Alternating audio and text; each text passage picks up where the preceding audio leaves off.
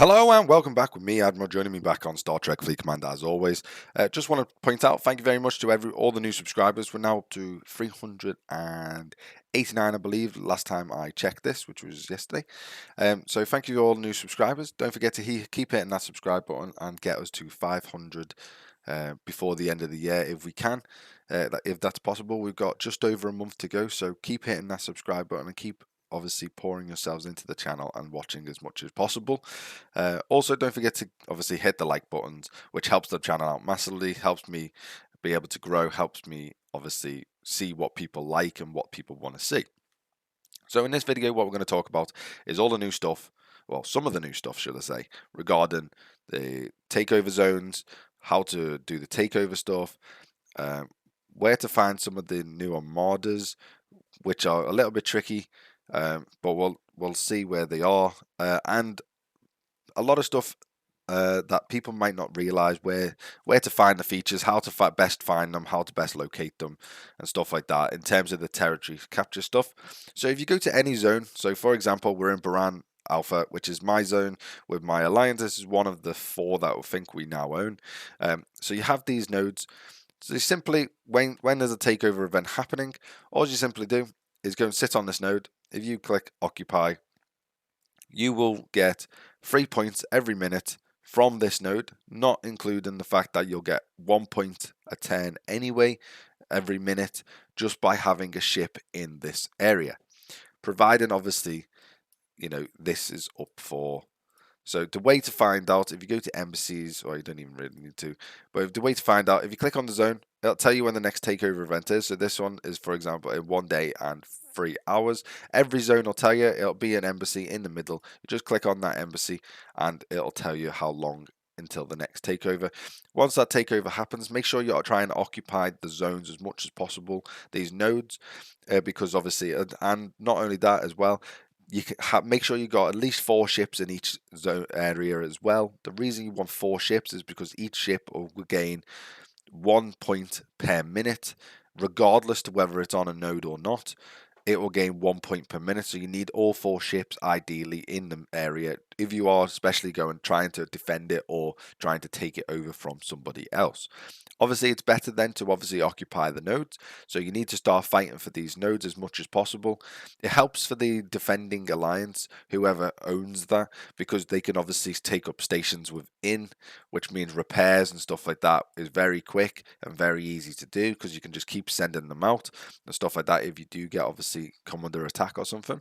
So it's a lot easier to defend these areas than first 4, but you'll get 3 points off these nodes plus the 1 point that you get from the ship, so that's 4 points per minute. Obviously that's going to help you out massively, especially when it comes to the nodes. 1 second. So getting back to, these are the nodes that you need to occupy, and that's what you need to try and do, especially when you're trying to take over or defend these areas. If you are trying to take over these areas, what you need to try and do is you just need to try and kill as many people on these nodes as possible. Get as many ships there, kill as many people on the nodes, and try and occupy the nodes for as long as possible, if you can obviously do so. Alternatively, so some of the other things that people might not know where to find or how to look for them. So if you go to the refinery, this is another territory thing. If you go to the refinery, there's a tab that says territory. It's pretty well signposted, I would say. So you've got a tab there that says territory, and then you get all these different tabs. And what you need to do as an alliance, this is not an individual thing, this is as an alliance. What you need to do is you need to mine Isogen 1, 2, and 3 star, basically, Isogen, which all require different amounts, and this varies as well depending on what level you are as a ops level. So the amount you need to get 2 chests does vary depending on the ops level that you are. So just bear that in mind. You will need to obviously mine a hell of a lot more if you are obviously a high level, but consequently you should have higher mining ships, therefore being able to mine obviously substantially faster. And then what you need to do then, once you get the Isogen, you then refine it into refined Isogen, for example, and then you get some ISO emulsion, which is good. Once you get that though, then you can come over to one of the 4 different categories here. These different categories, you're going to need to get probably a mixture of all things. try and focus on one at the start. Try and focus on one zone. If you need one zone worth of type of stuff, just focus on that one zone to start with, because then it helps you later on. Then you can start spreading out and getting the other things. But basically, they're all the same. I'll show you this one just as a point of reference. But they're all basically the same. You don't get. So you need to get what you need to get is you need to get uh, pro, pro, what is it? Progenitor alloy. Is that how you say that? I think it is. So you need to get progenitor alloy. The way to get progenitor alloy, the only way to get it is to mine 2-star or 3-star. And then you will get progenitor alloy, as you can see by the logo here. I can't remember exactly how much you get because obviously I need to reset these. But the reason you mine 1-star is just to get to the emotion, just to do the research in the research tree, because this is what you need. You need the emotion. Other than that, that's pretty much all you're getting that for. As for these, you need this, like I say, progenitor, I presume it says progenitor alloy, and then you can get 1 chest for 10 or 100 chests, depending on obviously how much you have saved up. I have, as you can see, 45k saved up.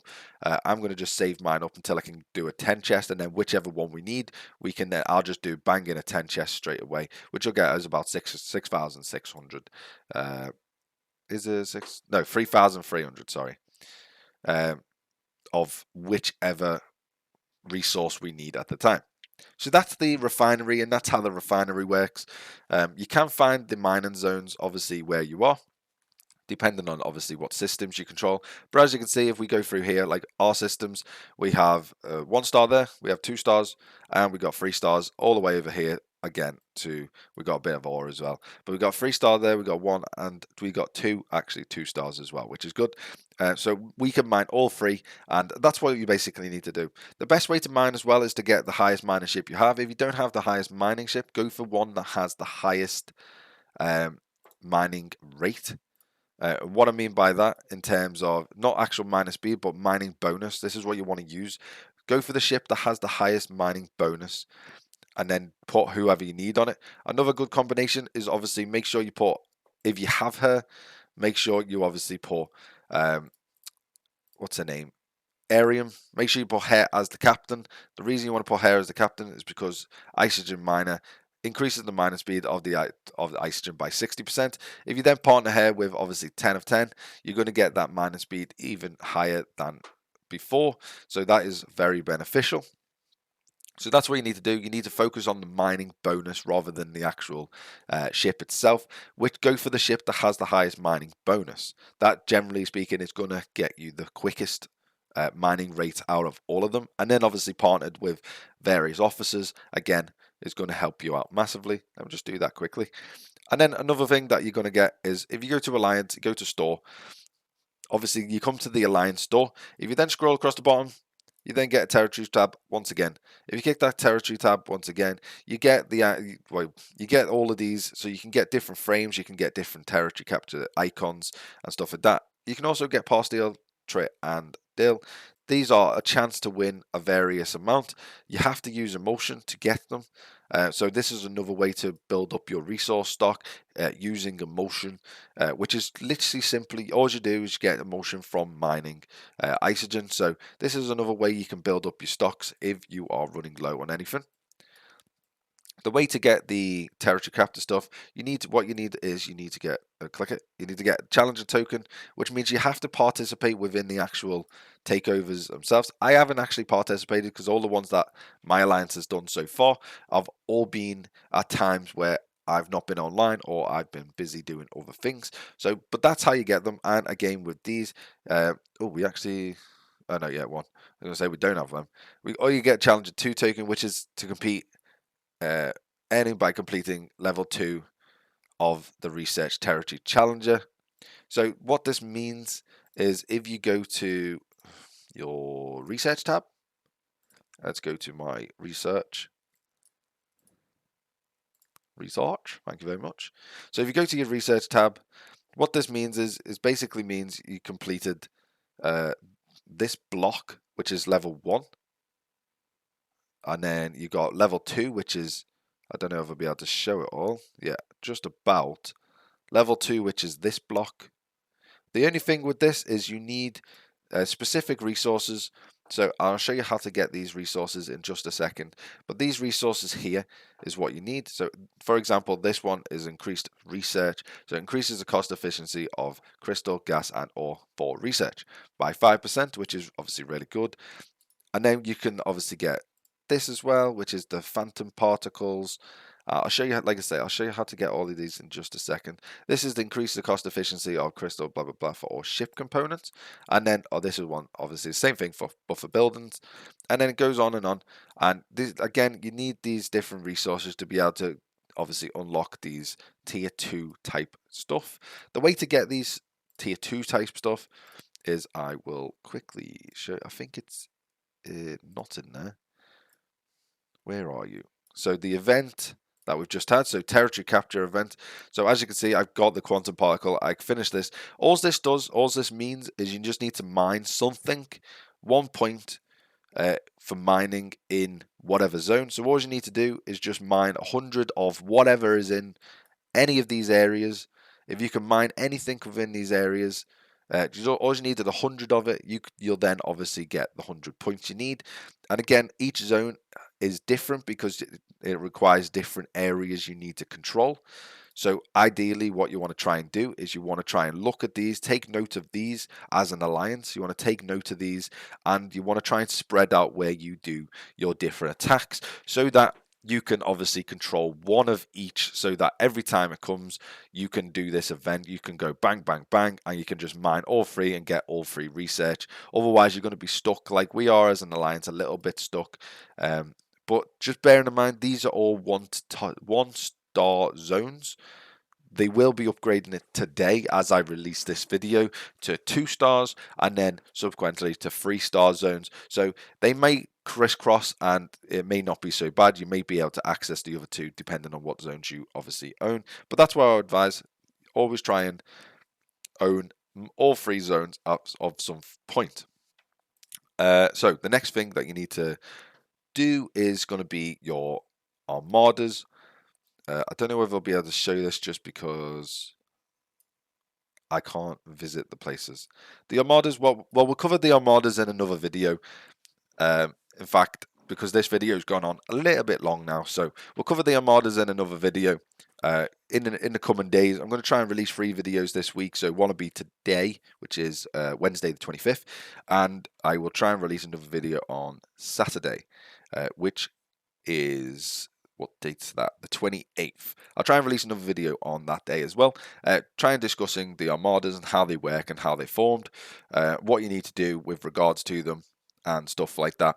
So I hope this video has been of interest. Look forward to the coming videos, i.e. the Armada video. We'll discuss the Battle Pass and whether it's worth getting the Elite Battle Pass or not, and we will discuss the rewards, how it's laid out, what we hope to find in the future, and we'll have a look at some of the sale stuff, see what is on sale at the moment. Look forward to probably a Black Friday sale, which will come out presumably on the 27th, which is obviously Black Friday. So look forward to something like that. Maybe, I don't know, no one's told me whether they're doing a sale on it or anything in terms of Scopely, but hopefully they do some form of sale for Black Friday.